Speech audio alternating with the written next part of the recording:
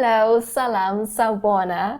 Welcome to Africa Beyond Borders, where we get to chat to amazing Africans who've traveled beyond their home countries.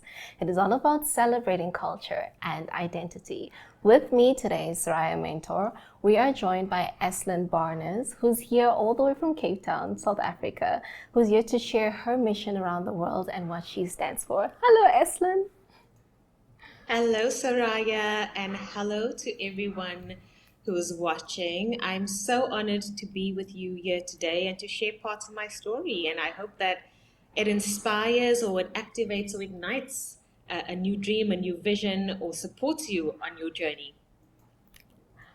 I'm so excited to be chatting with you, Eslyn. I know you were born and raised in Cape Town, which is, to me personally, my mom's favorite destination and our family favorite destination as well. So that's super cool. What was it like growing up in Cape Town? Yeah, so I had a lovely childhood in Cape Town. Of course, as you know, Cape Town, it's filled with nature, the outdoors. I had a wonderful community around me. And when I was around 13 years old, I moved with my parents, with my family. We moved over to Johannesburg, which is a completely different city to Cape Town, quite a busy city. And that's where I spent my high school years. So it was quite interesting to feel the difference of living in two different cities and actually enjoying what each city had to offer. Cape Town, the nature, the outdoors, a little bit more slow paced in living. And Johannesburg, where was like the business center, surrounded by a lot of like fast moving, ambitious people. And they call it the city of gold. And I surely did experience that in living in Johannesburg as well. That's an interesting fact, the City of Gold. I never knew that. Thank you for sharing that. I'm so keen to find out just your ethnicity or tribe. Yeah, so I am what we call colored in South Africa. So colored is a race on its own. We are a mixture of races, generations and generations of mixed race. But just to give you a little bit of an inkling of, I guess, my ancestral lineage, it's a combination of Malaysian, Indonesian, Filipino, and then also Dutch and Angolan, on my father's side. So it's quite a mix. And but I mean, as far as I can track back, like my grandparents and their grandparents, and I think actually their grandparents, they were all born in South Africa, but before that, of course, it was very mixed. No, it doesn't get more mixed than that. I think that's actually beautiful. I wanted to ask, just as your family being defined as colored, how did you guys, what type of culture do you guys celebrate actually? Yeah, so it was so interesting because even though we colored or Cape colored, Cape colored, we have strong influences from the Cape Malaysian, so the Indonesian side. So even if you look at our food, our love for like spicy food and curries, and we enjoy that. But one thing I will say is that even though we were colored, my parents raised my brother and I to be citizens of the world and to be rainbow children of South Africa. So from a very early age we always saw ourselves as part of a global collective as well. Part of a global collective. That is absolutely beautiful. I love the food as well. So just growing up in Cape Town as a 13-year-old, going to Johannesburg, the city of gold. What was one of the things you really had to adapt that you didn't realize was something life-changing to you? Yeah, well, it was so interesting because when I went to Joburg, the city in of itself was a lot more diverse and integrated than Cape Town. Mm. So when I came from Cape Town, even today, it's still known as being quite segregated, where all the different races are living in their Mm-hmm. particular communities and so forth. So even where I came from in Cape Town, I lived within a colored community. All of my friends and our family friends, we went to the same school, the same church, and we were like in this community.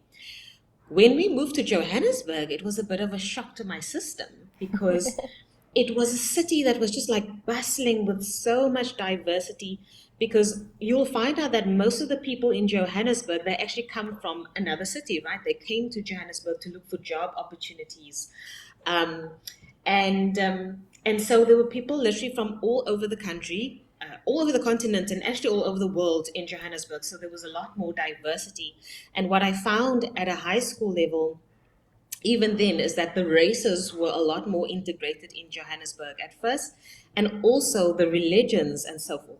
So it was it was a shock to my system at first, but there was something that I came to really appreciate, being surrounded by people of, different thinking patterns, different religions, different races. And I would say that really sparked my, the part of my life where I really started opening up my mind to learning about different philosophies, religions, political views, and so forth.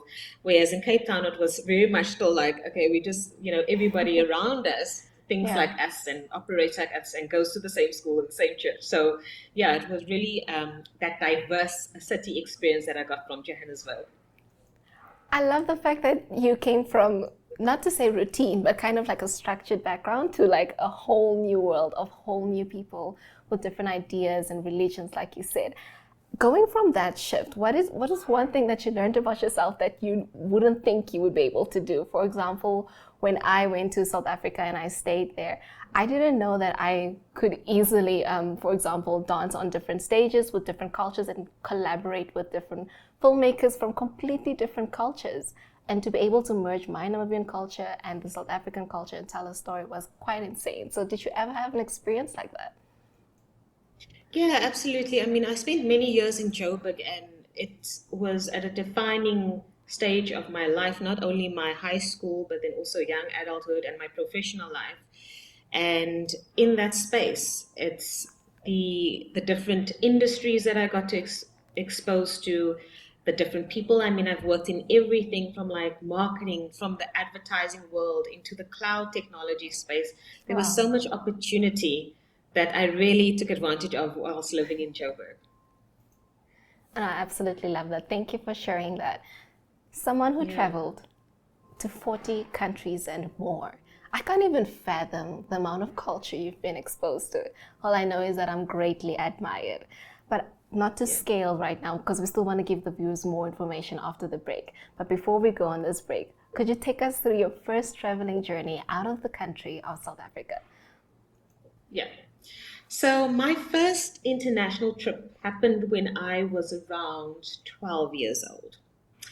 And we went to the States, so we went to USA for 30 days, so a whole month. It Wow. was such a special experience because, my dad at one point he got a scholarship to do his MBA in London, and he actually had to leave us as a family behind for 1 year so that he could go and study. And so when he came back to South Africa, he got a really great job, and his priority was to ensure that his family, his children, get international exposure. So Mm. as a family, we went to New York, we went to Washington DC, and we also went to Disney World, and that was my first international experience, and it was Wow. amazing because I remember as a little kid watching movies and seeing people go to McDonald's and like all those little things, and then I saw it in real life. So as a child, as with that innocence and that curiosity, coming to a land or a country that you had only seen on movies was very exciting. And then of course going to a place like Disney World, that is, I think, every child's dream. But one thing about traveling and what I discovered is that every time you travel, you come back a different person because it just opens up your perspective and your worldview. And so that was my very first trip. We went with family, friends, and we really got to road trip across USA. We got exposed to different food, different ways of doing things, and yeah, it was also in the summer, so it was very, very hot. Actually, much hotter than what you'd experience in South Africa during that time. That's actually the first time someone told me something like America might be a bit warmer than what we experience here in Africa. So that's a first for me. I love the fact that your father is an advocate for education and exposed you guys at such a young age of 12. Disney World sounds like heaven. I have one more question before we go because I'm just so keen to learn. What made you decide, hey, I'm going to go to UK and study? What was that choice about? Yeah, it was so interesting because, Soraya, I always said I will never go and stay or live in a country with gloomy weather because I just love the sun too much, and I love our weather in South Africa. So I never saw that for myself. However, I got to a point where I wanted to make a massive shift, a leap in my career. And so, after about 7 years of work experience, I started looking at doing my master's, my MBA, and I started studying at Henley Business School in South Africa. And at the time, with Henley, you could only do a part time course. And as I started this course, I realized, well, I'm an entrepreneur, I have the time, and I don't have any major commitments at that particular time. What is stopping me from doing the MBA full time? And as it turned out, Henley MBA had their main branch was in the UK, and that's where they offered the full time course where you could do it in 1 year. Wow. So I spoke to the head of my school, and I was able to transition from doing this course part time in South Africa to actually then going over to the UK and doing it in 1 year. And then, of course, it also followed a family tradition. My father was the first in our family lineage to go and do his master's, let alone do it in a different country in the UK. Wow. And yeah, like 20 years later, I had that same opportunity. So it was so lovely to be able to expand in that way at that particular time in my career. I love how sentimental it is to your family and just continuing the lineage of traveling, experiencing education out of your home country. Eslyn, I'm so Yeah. excited to chat more with you. To all our viewers, we're going to go on a quick break. We'll be right back on Africa Beyond Borders. Namibia is a land of movement, with waves that never stop reaching forward. Here, adventure is not something we search for. It is something we are born into. In every corner of this country, creativity rises, from artists, from athletes, from dreamers. And when the world comes to explore Namibia, they discover something extraordinary. Because when sport moves people, creativity moves ideas, and tourism moves the world toward us. Something powerful happens. A platform where movement meets imagination, where industries connect, where opportunity grows, where Namibia's next chapter begins. Welcome to the Creative Sport Tourism Expo. Exhibit, partner, experience. Creative Sport Tourism.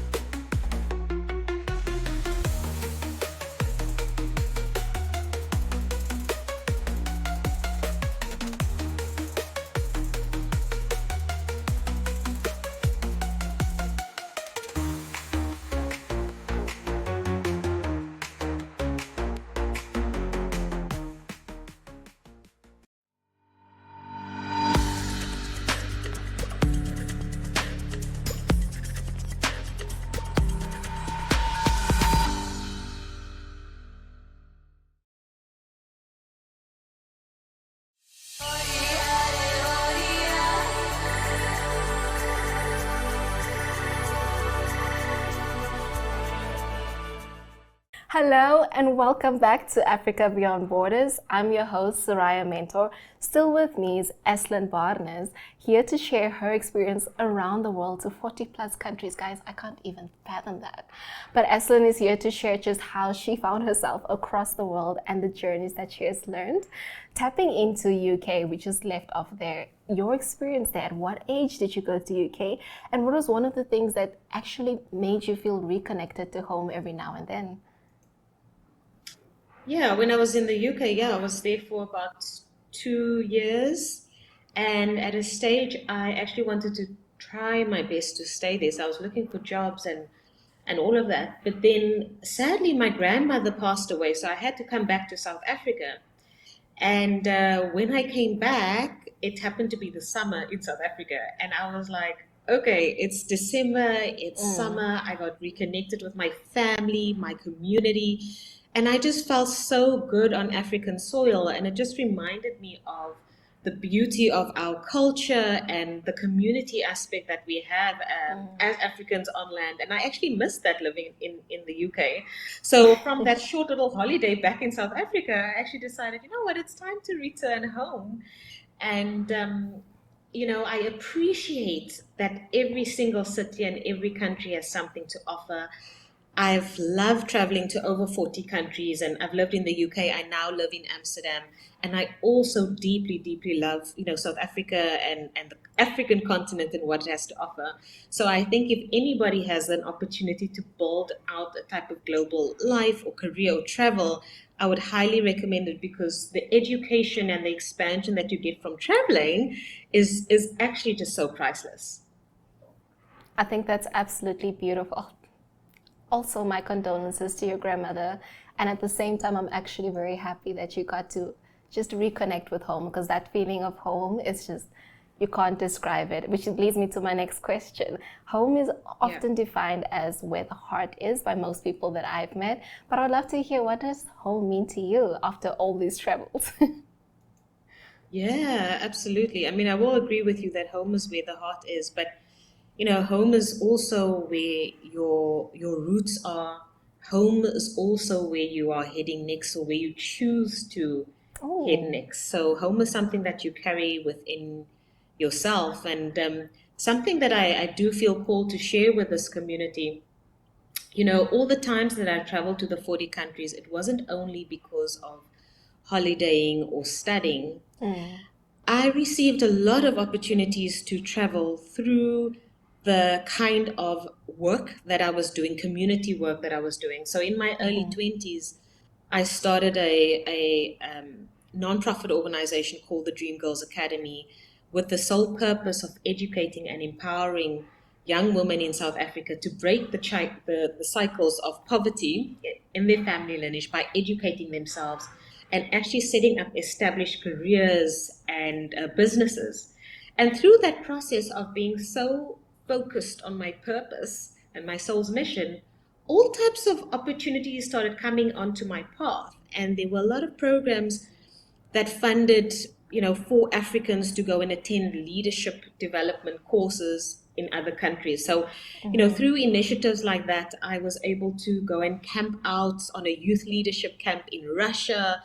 I went to Brazil. I got asked to speak in Egypt. So all of these wonderful opportunities came as a result of work that I was innocently doing, following my purpose. And the reason why I just want to share this with the audience here today is that, when you have a heart of service, when you have a heart of giving back and doing things for others, there are all forms of opportunities that can come on your path as well. And of course, to use every single opportunity where you travel and you learn to bring that knowledge and that wisdom back to your community, which is one of the many reasons why I was so excited about filming this with you today, Saraya, because I think it's so important for us as Africans to learn and grow from each other and to see more people who look like us just taking over the world. I think it's absolutely beautiful what you're doing, just teaching people and showing them the greatest potential that they can have. I find it so interesting how you use this platform, like your organization. Congratulations, by the way, for the Dream Girls Foundation and also the Luminary Leadership Group.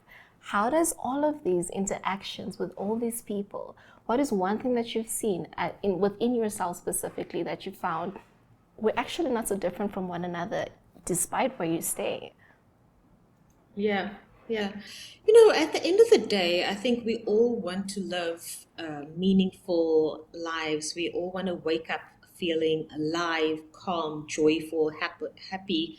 And so we go about doing the things that we think was going to support us in living from that state. Yeah. So I think at the end of the day, one of my part of my bigger purpose or mission, whether it is through the Dream Girls or Luminary Leadership or anything that I do, is can I use my wisdom, my knowledge, my experience to support someone else to move them closer to Yes. their ideal life. That is absolutely just. Sorry, you just leave me breathless every time, and then when you're done speaking, I'm like, no. Just tapping into, okay, we know Hong Kong, we know Japan, we know Kenya. You have traveled quite a few. I would love to tap into at least one adventure that you could share with us that really struck a chord in you. Yeah. So I would say that I was very surprised by how deeply in love I fell with the Middle East. And Wow. I say that because I had an opportunity to go with my business partner again on a youth leadership forum um, trip to Jordan. So Wow. we went to Jordan and we stayed there for 2 weeks, and it was just phenomenal. We actually went into the desert, we camped out in the desert. We connected, of course, with people from Jordan and the surrounds. We were very tuned into international relations and learning about that region. So that was one of the most different places that I've been to in the world. And we visited Petra, which is one of the oldest sites in the world, like a whole ancient city built in the walls. It's just fantastic to Wow. see those kind of things in life. So Jordan really stood out for me, and then somehow I have this strong affinity with Egypt, with Dubai, and really do enjoy that region. Of course, there's a lot of turmoil happening there today, and even historically. But of all the places that I've traveled, it surprised me how intrigued and how good I felt in those regions. And there's so much mystery and things that interest me there. So I was very curious going into that space as well. And, a city built within a wall. That is so cool to me. And I'm so happy you got to experience that. So, as a traveler who's now living in Amsterdam from South Africa, what are some quirks you do that just remind you of home? For example, I would listen to my home radio station, doesn't matter what country I'm in, just to like see what's happening. So, do you have something like that? Well, my boyfriend always laughs at me when I say ish. Now, ish is a very South African word, like something I'll be watching something, or like when something goes wrong, and I'll be like, ish. And you'll be like, oh, you're doing that African thing of yours again. So I think that's one of my quirks that I still have, yeah, in living in Amsterdam. It just feels different when you just go like ish and you just understand it from your core. It comes from the core. So Yeah. Africa Beyond Borders is Africa Beyond Borders is a traveling show at heart, and we want to share awareness about just the adventures that people go through. So specifically, the traveling tips of just how do you manage the paperwork just at the airport? What is that process like? If you could give us a glimpse and maybe 3 tips on what to do.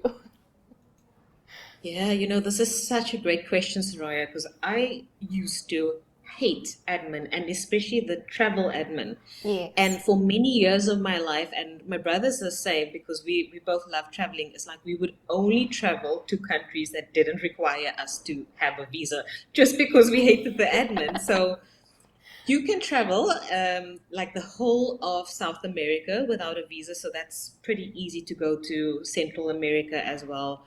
Asia, you can get visas very quickly. But one thing I've changed my mindset with regards to this, especially when you're traveling to US, UK, and Europe. There's so much admin involved in applying for a Mm. visa, so I kind of just take the bull by the horns, and I just look at, okay, what are all the paperwork that I need to get in order, and I just like set aside some time, get all of my paperwork, make digital copies, do printing copies, and just make sure that I'm organized with that. Because if you have all of your documents and your ducks in a row, you can travel stress free. The stress comes in when you're but all over the show and you haven't taken the time to, get all of your documents or see what you need. So I would always say make dedicated time to sit down and then just do the admin of your travel trip. Don't leave it for last minute. Don't leave it for last minute. And the visa hack, go to countries that don't require. That is, wow, you and your brother definitely know how to travel around. Just a final word, if you'd love to share, just to a fellow Namibian who'd love to follow your journey as well and your groups that you have around the world, how can they join your program and where can they join? Yeah, so the best place to find me is on LinkedIn. I'm over there with all links to my programs, and I offer different retreats and workshops throughout the year. So if you join me on LinkedIn, and I have a newsletter there that you can sign up to, and you'll be the first to know about anything that I host. I will say that my brother and I, we actually have a company called Global Tribe. So from time to time, we do organize off the beaten track type of adventures around the world. So if you are someone who loves to try different things or want to travel with like-minded, like-hearted people, you're more than welcome to join us. Thank you so much, Eslyn, for sharing this information with us. I enjoyed this interview so much. Unfortunately, that's all we have left, but we look forward to following your journey as Africa Beyond Borders. Perfect. Thank you so much. It was so wonderful to share this with you today. To all our viewers watching, thank you for tuning in on Africa Beyond Borders. Feel free to join us every Monday at 8:30 p.m. on DSTV, channel 285, GoTV, channel 25. And you can stream amazing episodes like these on oneup2.com.